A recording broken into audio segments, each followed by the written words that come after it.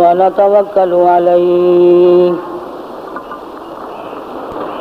ونعوذ بالله من شرور أنفسنا ومن سيئات أعمالنا من يهده الله فلا مضل له ومن يضلله فلا هادي له ونشهد أن لا إله إلا الله وحده لا شريك له ونشهد أن سيدنا وسندنا ونبينا وشفيعنا وهادينا ومرشدنا ومولانا محمدا عبده ورسوله أرسله بالحق بشيرا ونذيرا صلى الله تعالى عليه وعلى آله وأصحابه وأزواجه وذرياته وبارك وسلم تسليما كثيرا كثيرا أما بعد فأعوذ بالله السميع العليم من الشيطان الرجيم بسم الله الرحمن الرحيم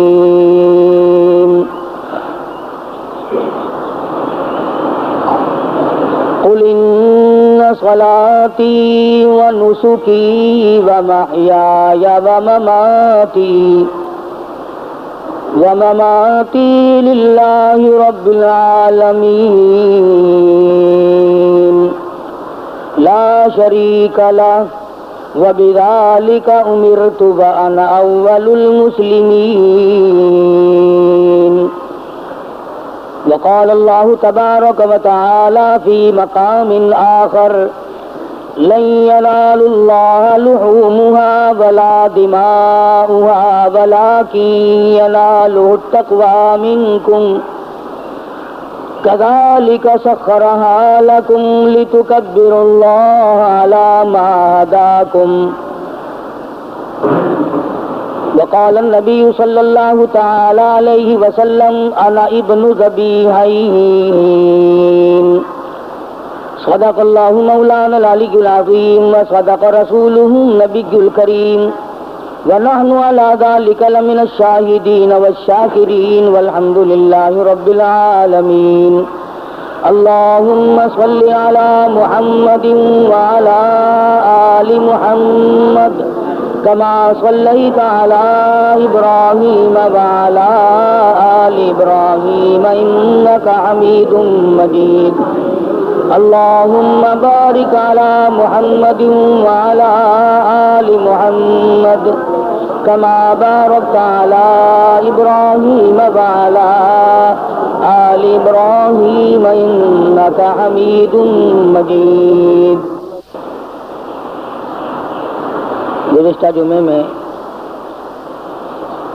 حضرت ابراہیم علیہ السلام حضرت اسماعیل علیہ السلام کی پیدائش اور خداوند کریم کی آزمائش اور ان حضرات کا ثابت قدم رہنا، مصیبت میں پریشانی میں آدمی ڈگمگا جاتا ہے، پھسل جاتا ہے. کمال اس کا ہے کہ امتحان لینے والا خداوند کریم ہو اور بندہ اس کے امتحان میں اگر پورا اتر گیا تو پھر کمی کس بات کی.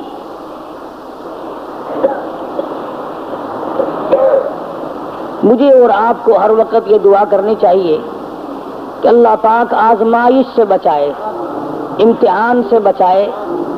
ہم لوگ امتحان کے قابل نہیں، ہم لوگ آزمائش کے قابل نہیں. ہمارا پرچہ پہلے ہی بالکل صاف ہے تو امتحان کیا دیں گے. یہ تو انبیاء اکرام کا مقام ہے کہ اللہ تبارک و تعالیٰ کی آزمائشوں میں، امتحان میں پورا اترنا ان کا بھی کمال ہے، اور پھر خداوند کریم ان کی دستگیری فرماتے ہیں، نبی کا قدم ڈگمگانے نہیں دیتے، نبی پھسل گیا تو خداوند کریم کو الزام آتا ہے، کیونکہ نبی خدا کا براہ راست نمائندہ ہوتا ہے۔ اس بنا پر انبیاء کرام کی حفاظت بھی کی جاتی ہے۔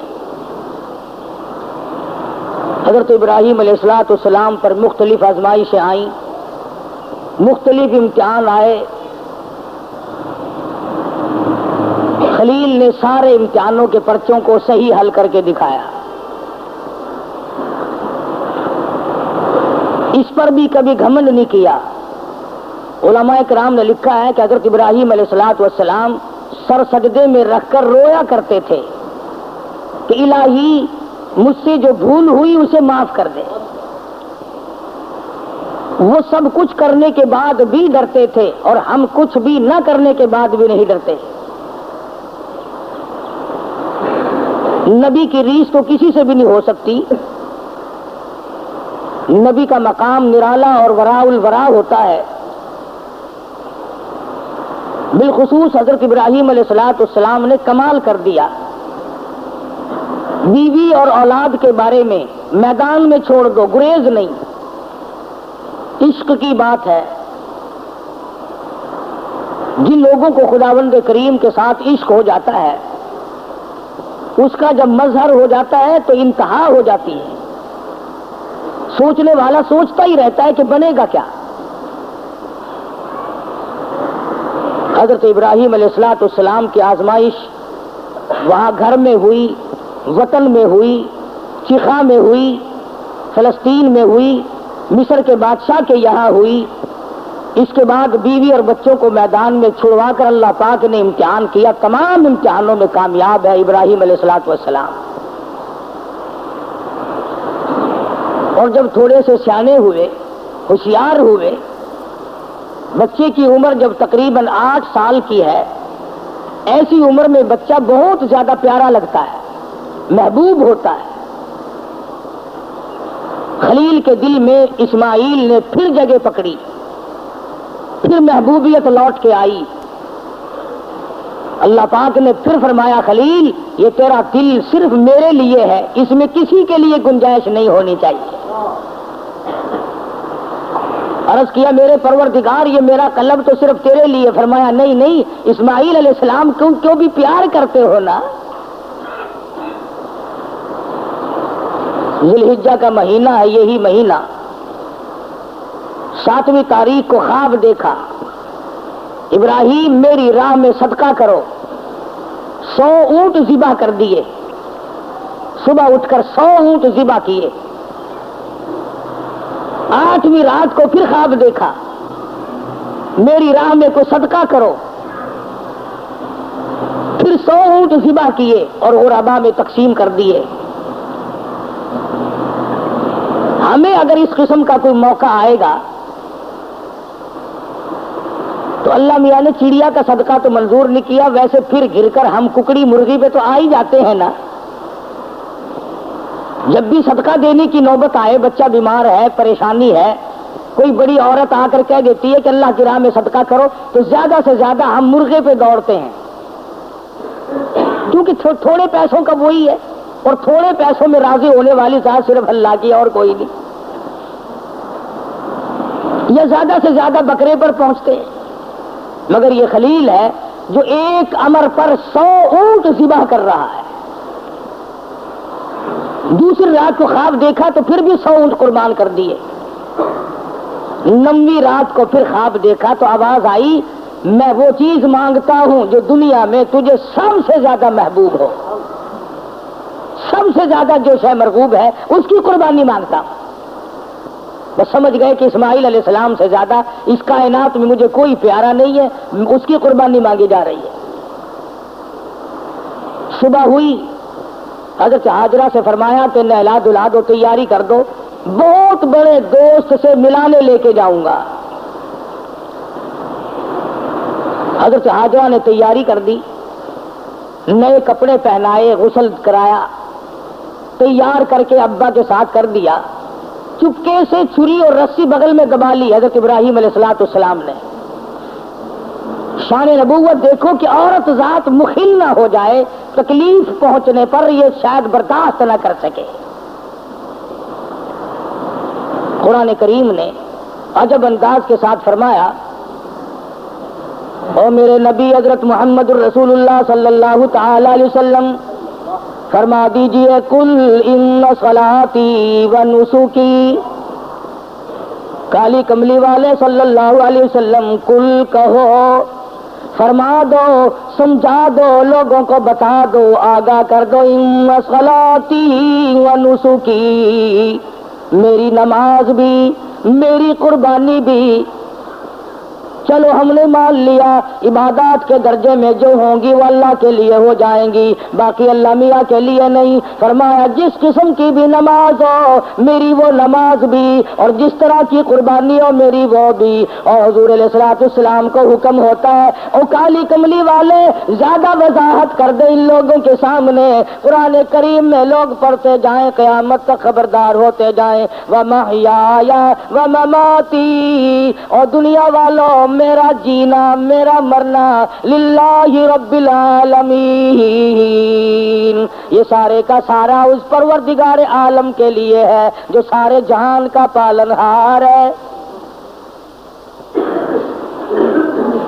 میرے لب بھی اگر ہلیں گے تو اسی ذات کے لیے، میرا قدم حرکت کرے گا اسی کی رضامندی کے لیے، میرا ہاتھ حرکت کرے گا اسی کی رضامندی کے لیے، میری آنکھ اگر اشارہ کرے گی وہ بھی اللہ کی رضامندی کے لیے. وَمَحْيَايَ وَمَمَاتِي، او لوگوں میں مدنی کریم صلی اللہ علیہ وسلم کا مرنا جینا سارا اسی کی ذات کے لیے ہے.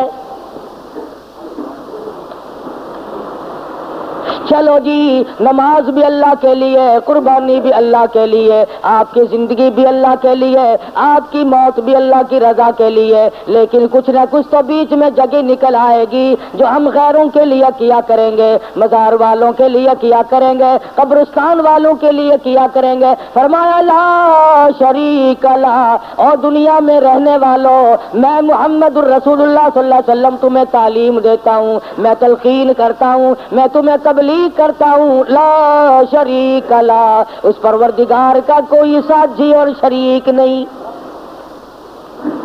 وَبِذَلِكَ أُمِرْتُ وَأَنَا أَوَّلُ الْمُسْلِمِينَ، اور دنیا میں رہنے والوں مجھے خداوند کریم نے حکم دیا، مجھے امر ملا کہ سب سے پہلا فرما بردار میں بنوں. اگر میں فرما برداری نہ کروں تو کون کرے گا؟ فرما برداری کی ابتدا تو مجھ سے ہونی ہے. اس وقت کے اس جہان میں ساری دنیا برگشتہ ہو گئی ہے. وَبِذَلِكَ أُمِرْتُ وَأَنَا أَوَّلُ الْمُسْلِمِينَ.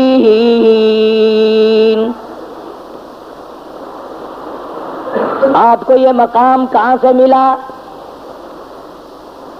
قربانی اللہ کے لیے کرنی، نماز اللہ کے لیے پڑھنی، زندہ رہنا مر جانا اللہ کے لیے. فرمایا میرے دادا خلیل نے خداوند کریم کے احکام کو پورا کرتے ہوئے سب کچھ کر دکھایا. 9ویں رات کو جب خواب دیکھا میری راہ میں اس چیز کا صدقہ کرو، وہ چیز لاؤ جو تمہیں سب سے زیادہ محبوب ہو، پیاری ہو.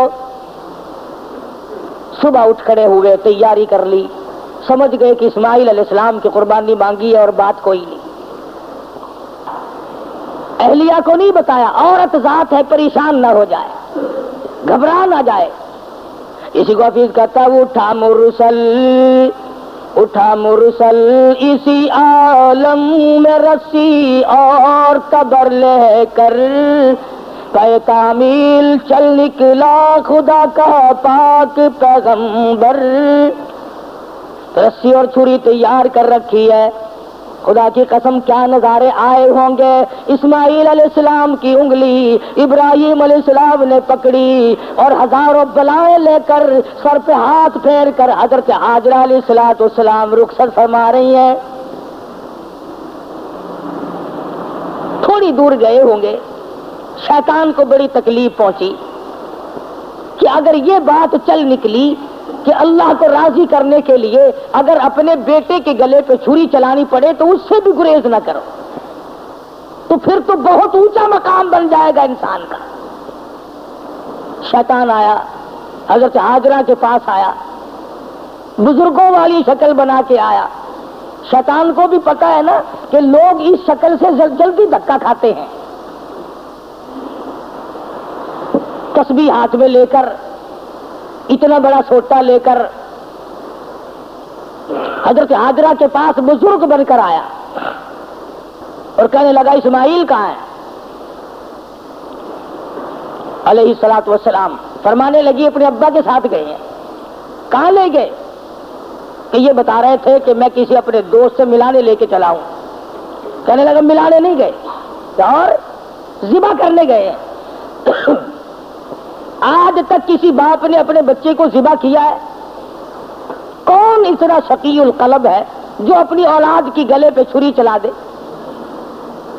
شیطان بھی سچ بولنے پر مجبور ہو گیا، کبھی کبھی شیطان بھی سچ بولنے پر مجبور ہو جاتا ہے، مگر یہ مسلمان ہے، موت کے فرشتے کے آنے تک سچ بولنے کا عادی نہیں۔ شیطان بھی کبھی کبھی سچ بول جاتا ہے، مسلمان نے کبھی بولنا ہی نہیں۔ چھوٹا بڑا، امیر غریب، عوام حکام جھوٹ بولنے میں لگے ہوئے ہیں، دھوکہ دینے میں لگے ہوئے ہیں۔ اللہ میاں فرماتے ہیں یخادعون اللہ والذین آمنوا وما یخدعون الا انفسهم وما یشعرون۔ اللہ میاں کو دھوکہ دیتے ہیں، اللہ دھوکہ نہیں کھا سکتا ہے، وہ علیم بذات الصدور ہے۔ فرمایا اس پر ایمان رکھنے والوں کو دھوکہ دے دیا جاتا ہے۔ خداوند کریم فرماتے ہیں انہیں بھی دھوکہ نہیں دیتے ہیں، اپنے آپ کو دھوکے میں ڈال رہے ہیں۔ لا یغرنک تقلب الذین کفروا فی البلاد۔ شیطان کہنے لگا ہاجرہ خلیل مجبور ہے۔ کائے کی مجبوری آ گئی؟ کہ وہ مجبوری اس لیے اللہ پاک نے قربانی مانگی ہے، خداوند کریم نے قربانی مانگی۔ خلیل چھری اور رسی ساتھ لے کے گئے، حضرت ہاجرہ رونے لگی، اے ابراہیم یہ تم نے کیا کیا، مجھے کیوں پیچھے چھوڑ گئے؟ اللہ کی راہ میں جب اپنے بچے کو ذبح کرنا تھا تو مجھے عورت سمجھ کر کیوں چھوڑ گئے؟ رب اکبر کی قسم، جب اللہ کا نام لے کر میرے لگتے جگر کے گلے پہ آپ چھری چلاتے میں ہاتھ پکڑ کے بیٹھ جاتی۔ او میرے خلیل آپ قربانی کرتے، بچے کو ذبح کرتے، کم سے کم میں پاس کھڑی ہو کر جھولی پھیلا کر قبولیت کی دعا مانگتی۔ میں اس مالک کی کائنات کے امر کے سامنے سربا سجود ہوں، میں سر جھکاتی ہوں، اور یہ تو ایک اسماعیل ہے، میرے ہزاروں اسماعیل ہوں۔ رب ذوالجلال قربانی مانگے، اور مالک کی کائنات تیرے جلال کی قسم، تیری عزت کی قسم، تیری الوہیت کی قسم، میں تمام کو تیری راہ میں قربان کر دوں، مجھے کوئی پرواہ نہیں، میں عورت ہوں لیکن اے میرے پروردگار میرا یقین بڑا جوان ہے، میرا اعتماد تیری ذات پہ ہے، تجھے راضی کرنا میری زندگی کا مقصد اور حاصل ہے، تیری مرضی، یہ اولاد میری نہیں تیری ہے، میرے پاس تو یہ امانت ہے، جب چاہے تو لے لے،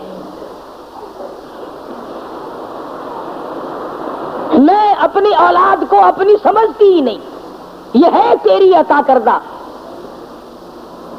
شیطان کہنے لگا ہاجرہ کچھ سوچ لے، وقت ہے اب بھی، کچھ رونا دھونا شروع کر دے، پیچھے چلی جا، راستہ میں بتا دوں گا، جا کے چھڑا لو، تیرا لخت جگر ہے، تیرا نور نظر ہے، کتنا حسین ہے، کتنا خوبصورت ہے، کتنا جمیل ہے، شکل دیکھو کتنا پیار آتا ہے، اس کو ذبح کرنا کوئی عقل مندی نہیں۔ فرمانے لگی بس کر لائیں، بس کر لائیں اپنی کالوں کی بھی، میں بھی تیار ہوں، میرا اسماعیل بھی، میری قربانی مانگے میں ذبح ہونے کو تیار ہوں، بسد شکر قربان ہونے کو تیار ہوں۔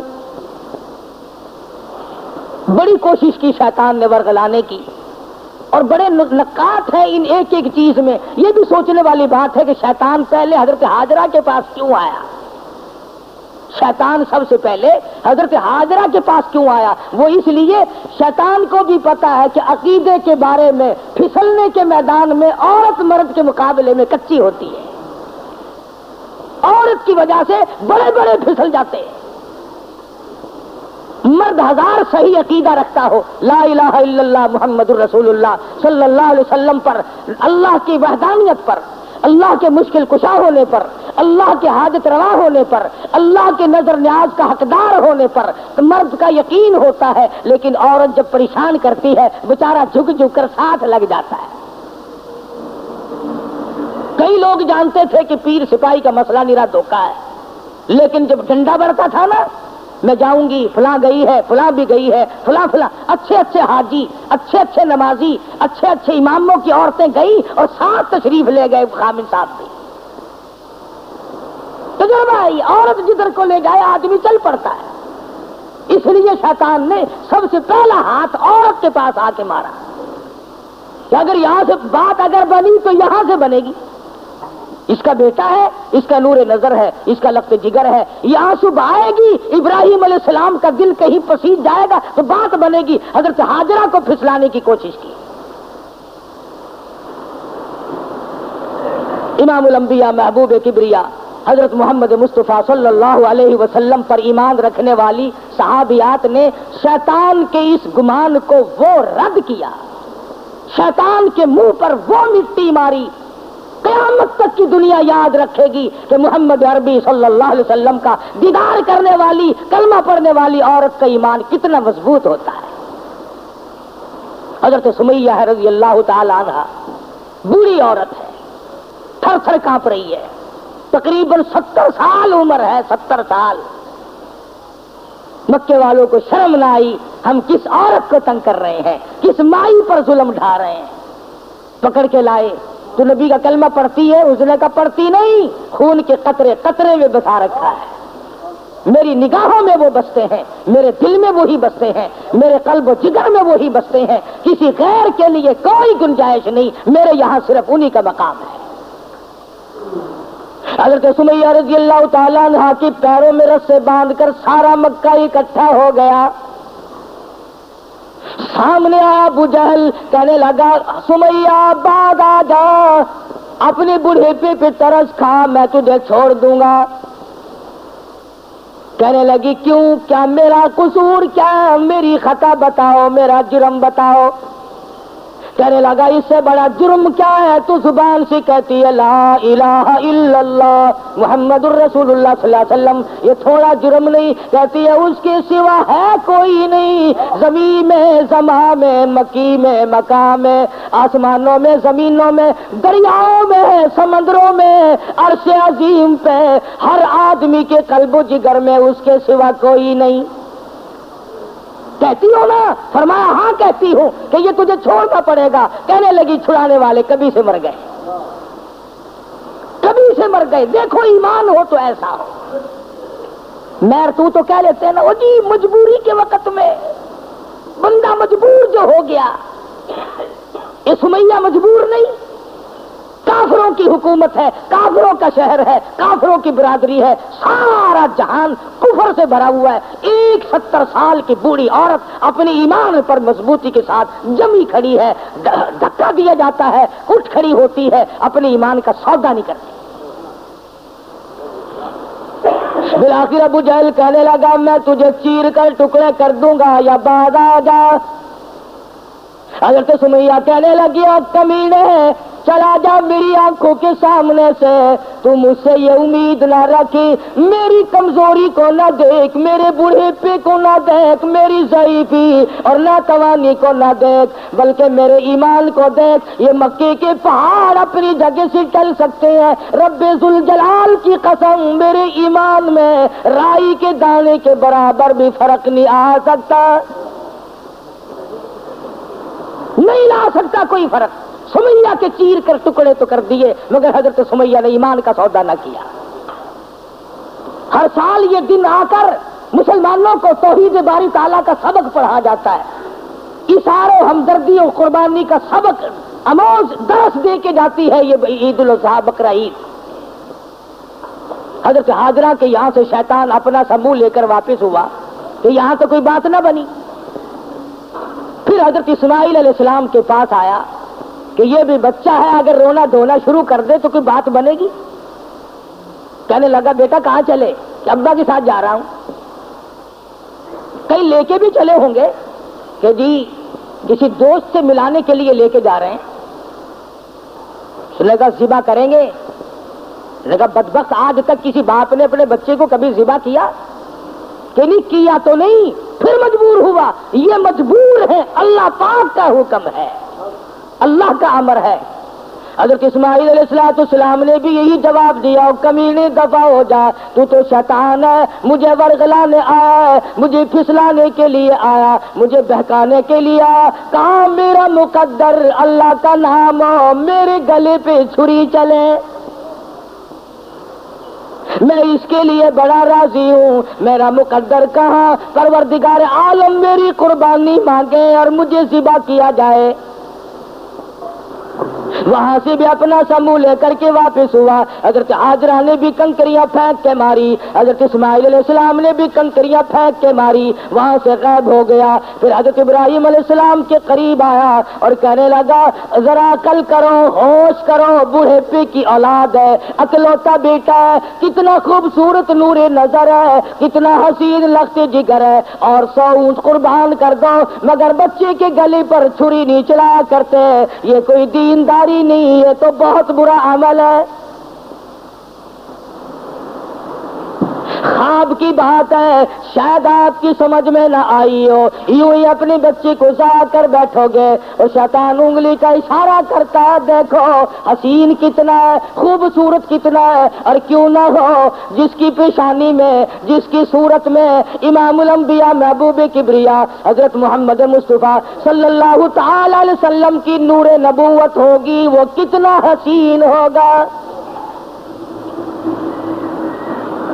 حضرت ابراہیم علیہ السلام نے بھی کنکریاں ماری، شیطان مجھے بہکانے آیا ہے، میرا تمام تر نظام خراب کرنے آیا ہے، کنکریاں پھینک کے ماری،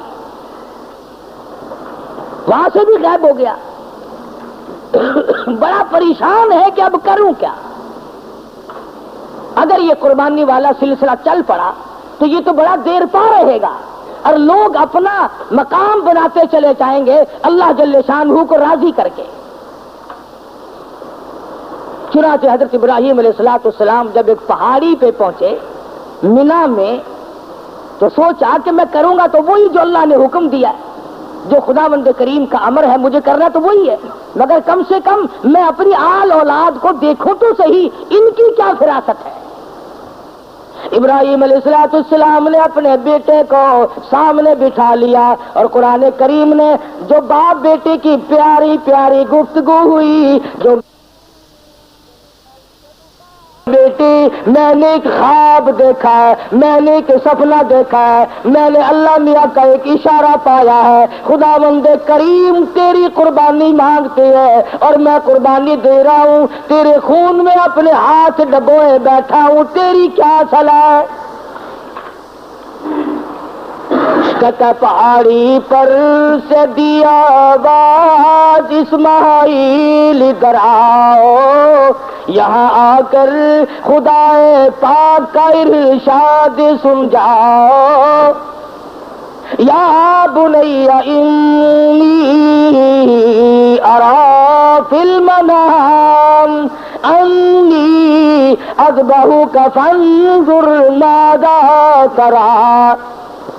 اور میرے بیٹے میں ایک صلاح مانگتا ہوں، ایک تجھ سے مشورہ طلب کرتا ہوں، تیری صلاح لیتا ہوں، تیری اس میں کیا رضا ہے؟ پدر بولا کہ بیٹا آج میں نے خواب دیکھا ہے، کتاب زندگی کا ایک نرالا باب دیکھا ہے، یہ دیکھا ہے کہ میں خود آپ تجھ کو ذبح کرتا ہوں، خدا کے نام سے تیرے لہو میں ہاتھ بھرتا ہوں۔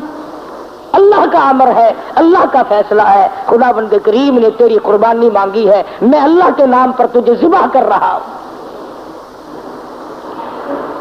اس لیے مدنی کریم صلی اللہ علیہ وسلم کی امت کو حکم ہے کہ قربانی کا جانور اپنے ہاتھ سے ذبح کیا کرو، زیادہ ثواب ہے، یا کم سے کم پاس کھڑے ہو کر جھولی پھیلا کر قبولیت کی دعا مانگا کر، الہی میں اس قابل کہاں کہ قربانی دوں، یہ تیری کریمی ہوئی جو میں نے قربانی دی، قبول فرما۔ سب اللہ پاک کی طرف سے ہے۔ حضرت ابراہیم علیہ السلام نے اپنے بیٹے سے صلاح مانگی، مشورہ طلب فرمایا۔ بیٹا کون سا کم تھا، پیغمبر کی اولاد ہے، پیغمبر ہے، اور وہ نبی جس کی نسل میں سے سرکار مدینہ حضرت محمد الرسول اللہ صلی اللہ تعالی علیہ وسلم تشریف لا رہے ہیں۔ کس طرح سے نبوت کو نکل کیا جا رہا ہے، پالش کی جا رہی ہے، قربانی در قربانی، قربانی در قربانی لے کر ذات محمد الرسول اللہ صلی اللہ علیہ وسلم کی نبوت کو چمکایا جا رہا ہے۔ مشورہ مانگا، فوراً بول اٹھا بیٹا، قال یا ابت افعل ما تؤمر، تو میرے ابا جو کچھ آپ کو حکم ملا اس میں دیر نہ کرے، جو امر ملا ہے، جو فیصلہ ملا ہے، جو خدا بند کریم کی طرف سے حکم ملا ہے، کر گزرے آپ۔ رہی میری بات، ستجدنی انشاء اللہ من الصابرین، فرمایا او میرے ابا جان مجھ سے یہ امید نہ رکھو میں بھاگ جاؤں گا، میں دوڑ جاؤں گا، میں اپنے آپ کو اللہ کی راہ میں قربانی دیتے ہوئے بڑی خوشی محسوس کروں گا۔ ستجدنی انشاءاللہ، اگر آپ عربی جانتے خدا کی قسم جگر پھٹ جاتا، قلب پھٹ جاتے اس جملے سے، اور پیغمبر اللہ سے کتنا ڈرتا ہے، حالانکہ ہونے والا پیغمبر ہے، خلیل کا بیٹا ہے، اسماعیل علیہ السلام ہے، پھر یوں کہہ سکتا تھا ستجدنی اللہ من الصابرین، مجھے آپ صبر کرنے والوں میں سے پائیں گے۔ اسماعیل علیہ السلام نے کتنی صاف بات کی، فرمایا یہ ثابت قدمی میرے بس کی بات نہیں، میرا پروردگار میرا قدم تھام کے رکھے گا۔ ثابت کر دیا کہ میرا کوئی معاملہ میرے اختیار نہیں، ذبح ہونا میرے اختیار نہیں، ذبح کرنا میرے ابا کے اختیار نہیں، انشاءاللہ جو میرا رب چاہے گا وہ بنے گا۔ نبی کا ہاتھ اللہ کے کتنا قریب ہے، اور خدا بند کریم کو جتنا پیغمبر سمجھتا ہے اتنا کوئی نہیں سمجھا کرتا۔ مجھے آپ صبر کرنے والوں میں سے پائیں گے۔ کوئی اور ہوتا ہے ایسا موقع آ جاتا، ابا جان کیا سمجھ رہے ہیں آپ، میں آپ سے اولاد نہیں ہوں، مجھ سے آپ کوئی ایسی توقع نہ رکھے کہ میں بھاگنے والا ہوں۔ پیغمبرانہ کلام ہے، نبوت کا کلام الگ ہوتا ہے۔ کیا فرماتے ہیں ستجدنی انشاء اللہ من الصابرین، اور میرے ابا جو مجھے تکلیف پہنچے گی اللہ کے فضل و کرم سے مجھے صبر کرنے والوں میں سے پاؤ گے، برداشت کرنے والوں میں سے پاؤ گے۔ بات طے ہوگی۔ سبحان اللہ، پیغمبر کی فراست کو دیکھو۔ اسماعیل علیہ السلام فرمانے لگے ابا جان میری 2-3 تجویزیں ہیں، میرے 2-3 پروگرام ہیں، اگر پسند آئے تو قبول کر لیجئے، اور وہ یہ ہے میں لگتے جگر ہوں، میں نور نظر ہوں، آپ میرے پدر ہیں، میں بیٹا ہوں، آپ باپ ہیں، میں آپ کے ضمیر کی آواز ہوں، میں آپ کے دل کی گہرائیوں کی ایک بہت بڑی سرناٹی ہوئی محبت ہوں۔ آپ مجھے جب ذبح کریں گے میری صورت بگڑے گی، کہیں پدری شفقت جوش میں نہ آ جائے، کہیں آپ درمیان میں نہ چھوڑ دیں۔ اور میرے ابا میری ایک تجویز ہے، فلما اسلم وتلہ للجبین، میرے ابا مجھے اونٹا لٹا لینا، سیدھا نہ لٹائیو، تاکہ آپ میرا چہرہ بگڑتا ہوا جب گلا کٹے گا میری بگڑتی ہوئی صورت آپ نہ دیکھ سکے، بے دریغ آپ چھری چلا دیں۔ بہت اچھا بیٹے، یوں ہی کروں گا۔ فرمایا اور سنو، آپ اپنی آنکھوں پہ پٹی باندھ لینا تاکہ میری صورت نہ دیکھ سکو اور بلا تعمل چھری چلا سکو۔ بہت اچھا بیٹے۔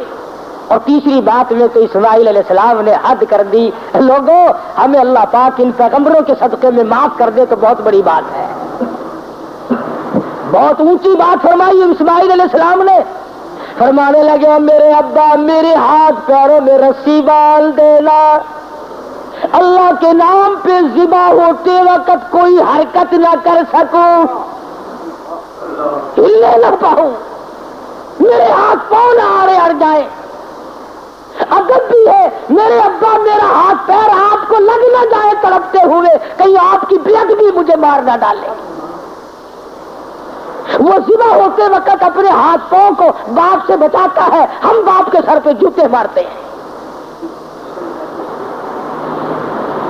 فرمایا مجھے آپ اونگھا لٹائے، اپنی آنکھوں پہ پٹی باندھیں اور میرے ہاتھ پاؤں باندھ دیجیے گا، میرے ہاتھ پیر حرکت نہ کر سکے، اللہ کے نام پہ ذبح ہونے لگا۔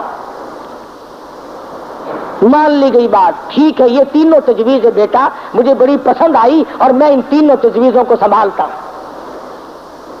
تیاری ہوئی، تیار ہیں دونوں، اس لیے کہتا ہوئے تیار، ہوئے تیار ہر طرح سے دونوں باپ اور بیٹا، ہوئے اب ہر طرح تیار دونوں باپ اور بیٹا، چھری اس نے سنبھالی تو یہ جھٹ قدموں میں آ لیٹا۔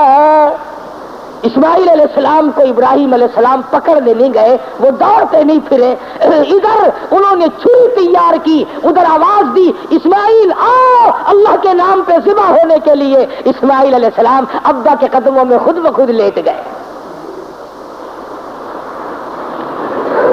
کوئی ایسی بات نہیں، ابا کے دل میں یہ بات نہیں اب کیا بنے گی، اب میرا بیٹا ذبح ہو جائے گا، لگتے جگر رخصت ہو جائے گا، کسے بیٹا کہہ کے بلاؤں گا، مجھے کون ابا کہہ کر کے بلایا کرے گا، یہ تمام چیزیں رخصت ہے،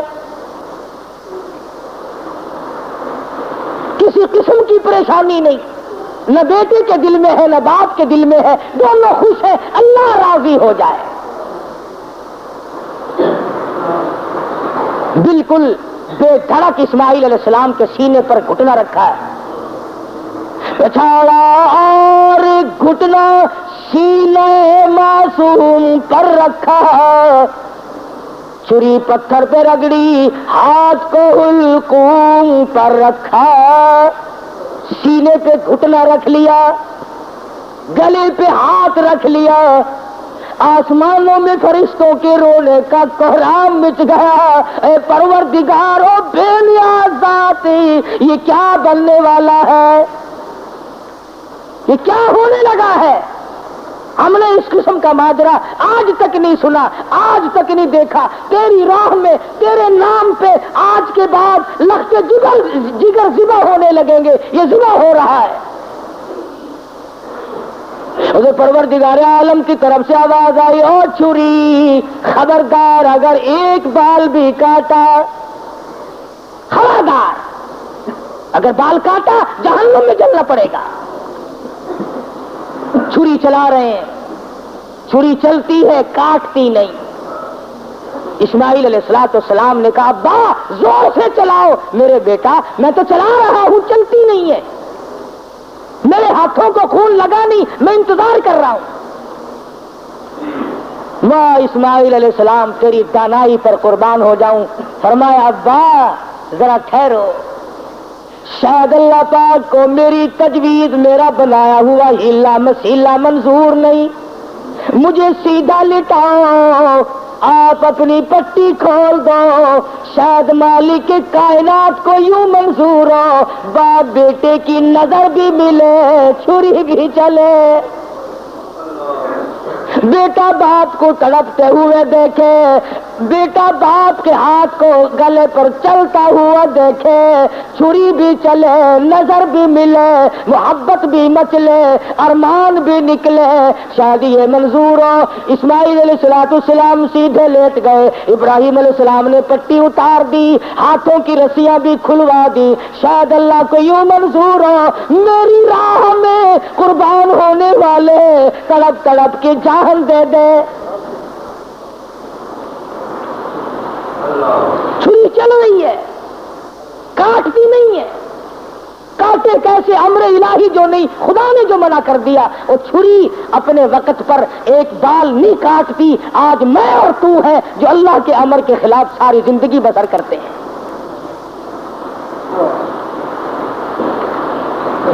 اسماعیل علیہ السلام پوچھتے ہیں، ابا مجھے تکلیف اب بھی نہیں ہوئی، ابا دل سے چھری چلاؤ، کہیں اللہ میاں ناراض نہ ہو جائے، میرے گلے کو رگڑ مارو۔ میرے بیٹے میں زور لگا کے چلا رہا ہوں۔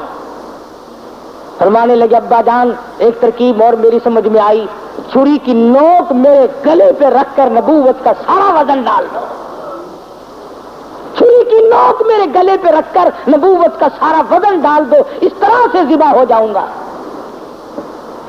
ادھر اللہ پاک نے چھری کو حکم دیا ہوا، خبردار اگر ایک رونگٹا بھی کاٹا، تجھے کیا معلوم ہے چھری کی شامت آ گئی، اوپر بھی نبی نیچے بھی نبی، کہاں جائے کس طرح پہ کرے؟ اوپر بھی پیغمبر ہے، نیچے بھی پیغمبر ہے، ادھر اللہ میاں نے حکم دے رکھا ہے، او چھری اگر ایک رونگٹا بھی کاٹ دیا تجھے معلوم ہونا چاہیے یہ وہ اسماعیل ذبیح اللہ ہے جس کی نسل میں سے میں آمنہ کے در یتیم حضرت محمد کریم صلی اللہ علیہ وسلم کو لانا چاہتا ہوں۔ چھری بڑی مجبور ہے، نیچے پیغمبر ہے، اوپر بھی پیغمبر ہے، تھوڑا سا راستہ لکڑی کے گستے میں ملا، اس میں تو اتر گئی، لکڑی میں تو گھس گئی، مگر نیچے اسماعیل علیہ السلام کا رونگٹا نہ کاٹا۔ پریشان ہے، ہوا کیا؟ اتنی دیر میں دیکھتے کیا ہے، آسمان کی طرف سے ایک دمبا آ کے پڑا اور آواز آئی، یہ جنت کا رہنے والا دمبا، اس کی قربانی دو۔ آواز آتی ہے، وَنَادَيْنَاهُ أَيْ يَا إِبْرَاهِيمُ قَدْ صَدَّقْتَ الرُّؤْيَا، اور میرے خلیل آپ نے اپنے خواب کو سچا کر دکھایا۔ اِنَّا كَذَلِكَ نَجْزِي الْمُحْسِنِينَ،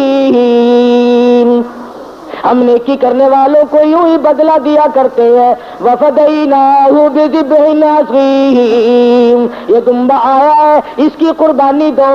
اور میرے خلیل ہم نے آپ کے بچے کی قربانی قبول کر لی، اور ہم نے سوچا کہ یہ خالی جھولی گھر نہ جائے، دمبے کی قربانی کر کے ساتھ لے جائے تاکہ حاضروں کو بھی پتا چلے ہم قبول کرنے والے ہیں۔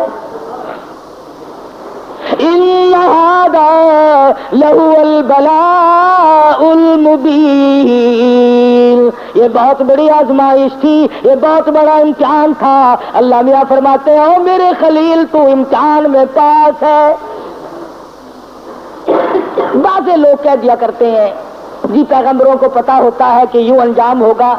اگر اسماعیل علیہ السلام کو پتا ہو کہ بھئی یہ یوں ہی چھری چھاری چلے گی، میرا کٹے وٹے گا کچھ نہیں، اور ابراہیم علیہ السلام کو اگر پتا ہو کہ یہ جائے گا کہیں نہیں، میرا لخت جگر میرے پاس رہے گا، یوں ہی دکھاوا ہے، پھر یہ امتحان کیا ہوا؟ پھر یہ رضا خداوندی کیا ہوئی؟ یہ تو ڈرامہ بن گیا۔ مزہ تو تب ہے حاجرہ کو پتا نہ ہو، اسماعیل علیہ السلام کو پتا نہ ہو، ابراہیم علیہ السلام کو پتا نہ ہو ہونے والا کیا ہے، اور بعد میں اطلاع ملی۔ فرمایا، اے میرے خلیل، اِنَّا كَذَلِكَ نَجْزِي الْمُحْسِنِينَ، آپ میرے ان بندوں میں سے ہیں جن کو میں بڑی بہترین جزا دینے والا ہوں۔ اور فرمایا، خلیل میں اس تیرے طریقے کو قیامت تک کے لوگوں میں رائج کروں گا۔ وہ قربانی بکرے کی دیں گے، दुम्बे की देंगे, गाय की देंगे, ऊंट की देंगे, मुझे अपनी किबरियाई की कसम मैं उनको सवाब इतना ही दूंगा जैसा कि आज हम तुझे बच्चा और बेटा ज़िबा करने पर अता फरमा रहे हैं। हज़रत इस्माइल की कुर्बानी के सदके में जज़ा इतनी मिलेगी, अल्लाह पाक की तरफ से इनाम इतना ही मिलेगा खलील जो मैं आज तुझे दे रहा। मोहम्मद अरबी सल्लल्लाहु अलैहि वसल्लम ने सारी उम्र शरीफ में जितने साल की आपकी उम्र होती थी उतने ही ऊंट ज़िबा किया करते थे और फिर कई ऊंटों को लेकर तशरीफ लाते। फरमाया ये मेरी उम्मत की तरफ से है, उम्मती जो कुर्बानी नहीं दे सकता मैं मोहम्मदुर रसूलुल्लाह सल्लल्लाहु अलैहि वसल्लम उनकी तरफ से कुर्बानी दे रहा हूं। कैसा नबी अता हुआ, कैसा पैगंबर हमें मिला जो हमारी तरफ से कुर्बानी दे दे करके गया। आज हमें भी चाहिए अल्लाह पाक अगर तौफीक दे जहां अपनी तरफ से कुर्बानी करें वहां हजरत मोहम्मद करीम सल्लल्लाहु अलैहि वसल्लम की तरफ से भी हम कुर्बानी करें ताकि उम्मती होने का हक अदा हो। फिर हम ऐसा जानवर तलाश करें जो हमारे दिल को लगता हो, जो हमारे मन को भाता हो। इस मामले में अल्लाह मियां ने तेरे के ऊपर छोड़ दिया, जो तुझे अच्छा लगता बस वही खुदा को अच्छा लगता है, जो तेरे मन को नहीं भाता वो खुदा को भी नहीं भाता। लंगड़ा ना हो, कानों से बुच्चा ना हो, बेसिंगा ना हो, कमजोर और टुकला ना हो, खूबसूरत हसीन जानवर हो, ताकतवर हो। उलमा इकराम ने लिखा, इरशाद फरमाया मदनी करीम सल्लल्लाहु अलैहि वसल्लम ने जब पुलसरात पे से लोगों के लिए गुजरना एक मुस्तकिल मसला बन जाएगा, तलवार से तेज होगी, बाल से बारीक होगी, जहन्नुम के ऊपर बिछी हुई होगी, उसके ऊपर से पूरी कायनात को गुजरना पड़ेगा। उस वक्त कुर्बानी वाले जानवर अपने करने वालों को ऊपर सवार करके ले जाएंगे। इरशाद फरमाया मदनी करीम सल्लल्लाहु अलैहि वसल्लम ने जानवर के बदन पे जितने बाल होते हैं इतनी नेकियां लिख दी जाती हैं। तो बहुत बड़ा अजर, बहुत बड़ा इनाम है अल्लाह मियां का इस उम्मत पर जो हजरत मोहम्मदुर रसूलुल्लाह सल्लल्लाहु अलैहि वसल्लम के तुफैल आपको मिली है। ईद वाले दिन, ईद की नमाज के बाद से लेकर 3 दिन तक दिन में कुर्बानी करना जायज है। पहले दिन भी, दूसरे दिन भी, तीसरे दिन भी। अगर आपको करने वाला सही आदमी मुयस्सर ना आए तो गड़बड़ ना करें, यूं ही कटा ना कटा बराबर है, परेशान है। अफरा तफरी का जमाना है, इसलिए अल्लाह मियां आलिमुल गैब है, वो जानता था एक वक्त आएगा कि लोग कुर्बानी ज्यादा देंगे, कसाई कम हो जाएंगे। अगर वो एक ही दिन रख देता ना, आप यकीन करें 1000 रुपए से कम ना कसाई मांगता। कहता जितने का जानवर उतने ही कम है, या मुझे सिवा कर ले या जानवर को कर ले। तो शुक्र है 3 दिन है इनकी कमर टूट गई, वरना बाबा तौबा मेरी पूछो ही ना। अल्लाह भी आलिमुल गैब, वो जानता है। फरमाया इस मुश्किल से बचने के लिए 3 दिन कुर्बानी के सही हैं। पहले दिन करो, दूसरे दिन करो, तीसरे दिन करो, और फिर ऐसी सूरत में करो कि तुम वहां पर मौजूद हो। तेरा पाला हुआ जानवर, तेरे मन को भाया हुआ जानवर जब ज़िबा होगा, इधर खून बहेगा। फरमाया ओ मेरे बंदे, मैं तेरा गोश्त खाने नहीं आता, मैं तेरा चमड़ा लेने नहीं आता, मैं तेरे गोश्त का भूखा नहीं, वलाकिन यनालुहु तक़वा मिनकुम। फरमाया इधर तेरी कुर्बानी का खून जमीन पे कतरा गिरता है, उन्हें मैं कबूल कर लेता। वलाकिन यनालुहु तक़वा मिनकुम, मैं तो तेरे दिल का तकवा देखता हूं, ये कर क्या रहा है। अब बतलाइए, ये तो कोई तकवा नहीं ना। हराम के पैसों से अगर जानवर खरीदा या रिश्वत में ही मंगवा लिया, अक्सर लोग मंगवा लेते हैं जो उनके बड़े बड़े मिलने वाले होते हैं कि मियां जरा है 2 बकरे तो भेज देना इस मर्तबा, पिछले साल भी आपने नहीं भेजे। उन्होंने कहा अच्छा जी जरूर भेजेंगे, मेरे मुकदमे का ख्याल रखना कि हाँ वो हो जाएगा, तुम बकरे तो लाओ। ये कुर्बानी हो रही है, जुए का पैसा, रिश्वत का पैसा, मिलावट का पैसा। अगर तुम हराम पैसे कमा करके चाहे 1 लाख कुर्बानी करो, अल्लाह के नबी का फरमान है कोई काबिल कबूल नहीं। हलाल से कुर्बानी दो और तमाम चीजें जो है वो सोच समझ कर अंजाम दो। हर उस आदमी पे कुर्बानी फर्ज और वाजिब है जो 52 तोले चांदी का मालिक बना रहा हो सारे साल। ये निसाब है कुर्बानी का। تو ہر شخص کو قربانی کرنی چاہیے. سنت خلیل بھی ہے اور سنت حبیب بھی ہے صلی اللہ علیہ وسلم. باقی رہا مسئلہ یہ کہ آپ قربانی دے کر گوشت کے 3 حصے کریں. ایک اپنے لیے, ایک عزیز و اقربا رشتہ داروں کے لیے, ایک غربا اور مسکین کے لیے. ہمارے یہاں کیا ہے, جس کے یہاں ہم دینے چلے وہی ہمارے یہاں لا رہے ہیں. کئی مرتبہ راستے میں ہی ایکسیڈنٹ ہو جاتا ہے, خالہ ہم تمہارے گھر چلے تھے, ہاں پھوپھی ہم تمہارے گھر چلے ہیں. غریب کے یہاں کون جائے؟ جو بیوہ, جو غریب مصیبت کی ماری ہوئی اپنے بچوں کو لیے بیٹھی ہے, اس کے یہاں سے پلیٹ نکلے تو پلیٹ آئے. اور آخری مسئلہ جو ہے وہ قربانی کی کھال کا ہے. آپ جب تک اس کو بھی صحیح مصرف جہاں دل گواہی دے نہیں پہنچائیں گے تو پھر بھی آپ کی قربانی قبول نہیں ہوگی. آلکس کے مارے خون میں بھری ہوئی کھال پڑی ہے, وہ کرنے والے نے کہہ دیا شیخ جی دینی ہے جی, آخر ایسی اور رکھنی ایسی کی کریں گے, اب پھڑو پھر کنے پیسے دے دو. اور مینو کی پتا, میری تو کریانے کی دکان ہے, کھلا کا پاتا ہے پتا ہو. اب پھڑو جی 15 روپیے. چلو جی کیڑا لے کے جاوے, اتنے کپڑے چنگے بہلے پائے ہوئے ہیں, کیڑا کھچی پھرے. وہ 15 میں لے گیا, 65 کی چیز تھی 15 میں. تم نے سر سے ٹلانے کی غرض سے اگر کی تو قربانی کا ناش کر دیا. مستحق تک پہنچاؤ. اپنے محلے میں غریب کو دو, خود دے کے آؤ, بیوہ کو دو. اگر تم بیچ کر جو پیسے تم نے بانٹے ہیں ان پیسوں کو تبدیل کرنے کی اجازت نہیں ہے. مسئلے سمجھا کرو شریعت کے. مثلا 100 روپے میں تم نے کھال بیچی تو جو 100 روپیہ اس کھال کے بدلے میں ملا ہے وہ 10 کے تھے. آپ کو کھلوں کی ضرورت پڑی, 100 کا نوٹ اس جگہ رکھ دیا اور کھلے لے لیا, جائز نہیں. فرمایا وہی دو جو بدلے میں ملے. بڑا پرہیز ہے. اس سڑک سے گزرتے ہوئے ایک مسافر مر گیا. ہمیں پتا چلا, ہمارے پاس بکرے کی گائے کی کھال کے پیسے رکھے ہوئے تھے. ہم نے کہا چلو بھائی, بلا وارث بے غریب کہاں کا ہے, بیچارہ فوت ہو گیا, مر گیا, کفن ڈال دیں. اللہ کے نبی نے فرمایا ہرگز جائز نہیں. قربانی کی کھال کے پیسوں سے مسافر پہ کفن نہیں ڈالا جا سکتا, مسجد میں نہیں خرچ کیے جا سکتے, تنخواہ سمجھ کر امام کو نہیں دیے جا سکتے, سید کو دینا جائز نہیں.